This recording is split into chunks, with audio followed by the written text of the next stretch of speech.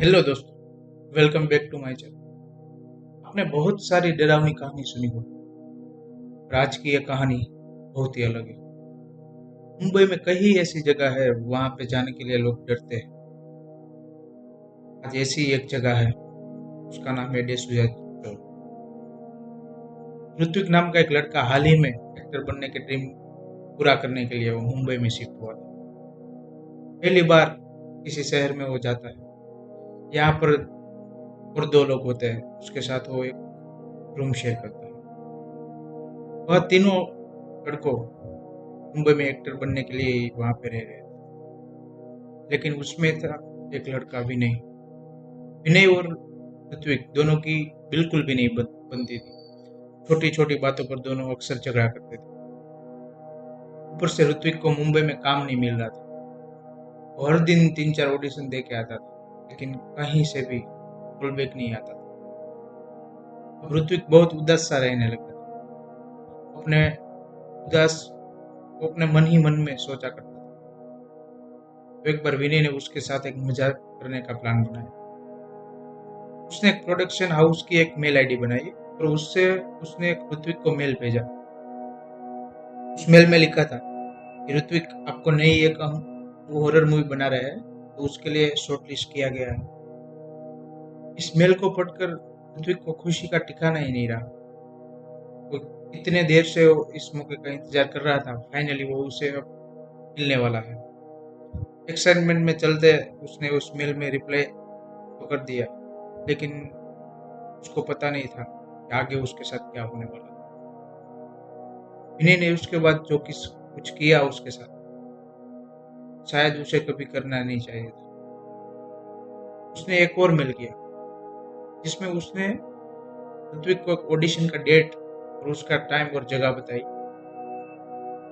उस मेल में लिखा था कि अगली रात 11 बजे, और वो भी पहुंचना था उसे डेसूजा चौक। डेसूजा चौक कोई मामूली जगह नहीं है दोस्तों, एक मोस्ट वांटेड जगह में से एक मानी जाती है। इस चौल में रहने वाली एक औरत, जो वहां पे एक कुआ है उसमें गिरकर उसकी मौत हो गई। उसके बाद से वहां पे भयानक चीजें हो रही है। और तो और वहां जो पड़ोस में लोग रहते हैं, उसने रात को बाहर निकलना भी छोड़ दिया।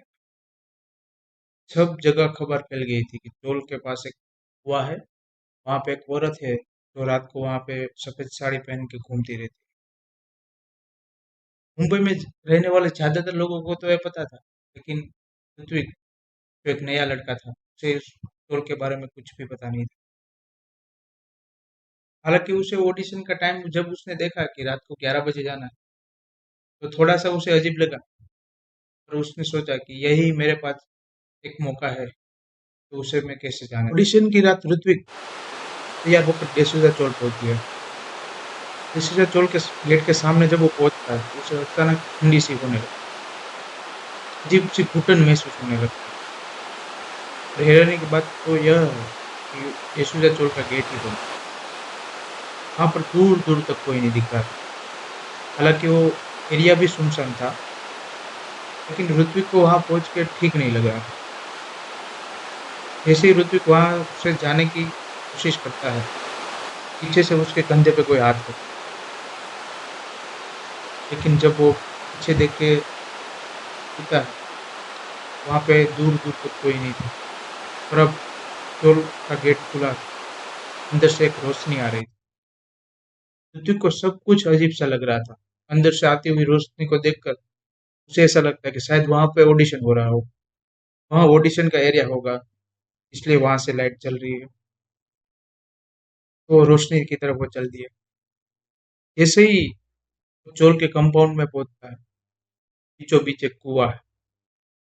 ऋत्विक की नजर उस कुएं पे गई, तो वो देख के उसका होश उड़ गया।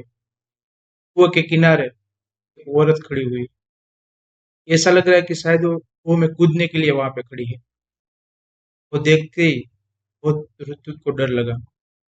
वो औरत ऋत्विक को ही घूरे जा रही थी, और वो ऋत्विक को देखकर बोली, मुझे बचा लो, मुझे मरना नहीं है, मुझे बचा लो। ऋत्विक ने उस औरत को आवाज लगाई और उसके बाजू में उसे पकड़ने के लिए दौड़ता है, लेकिन जैसे ही आवाज लगाता है वो औरत कुएं के अंदर कूद जाती है।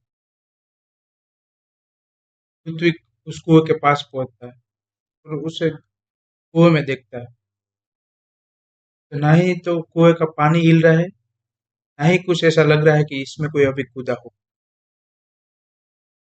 लेकिन ऋत्विक को ऐसा देख के अब बहुत ज्यादा डर लगा। वहां से जाने के लिए वो अपने कदम वापस गेट की तरफ दौड़ता है, लेकिन पानी में कुछ ऐसी हलचल होती है, ऋत्विक वहां पे खड़ा रह जाता है और अपनी फोन की टॉर्च ऑन करता है। अचानक वो कुएं में से वो औरत बिना रस्सी के वहां ऊपर आ रही है। उसके हाथ बिल्कुल गले हुए हैं, हाथों में चूड़ियां पहनी है। पृथ्वी को वह देखते ही समझ जाता है कि वह वही औरत है, क्योंकि उसके हाथ में चूड़ियां पहनी हुई। वो सब देख के वो बिल्कुल घबरा जाता है।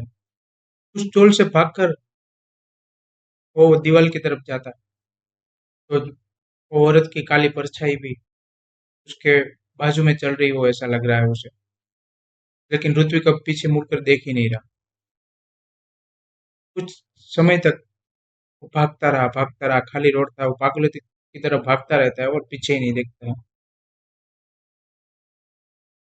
और वहां से बच के निकल जाता है। लेकिन दोस्तों आज तक वहां पे कोई भी जाने की हिम्मत नहीं करता है, क्योंकि उसका इतिहास ही इतना डरावना है। तो दोस्तों कैसी लगी हमारी वीडियो? अगर आपको ऐसी और भी वीडियो देखनी है तो हमारे चैनल को सब्सक्राइब कीजिए और ज़्यादा से ज़्यादा लोगों के साथ शेयर कीजिए। Thank you.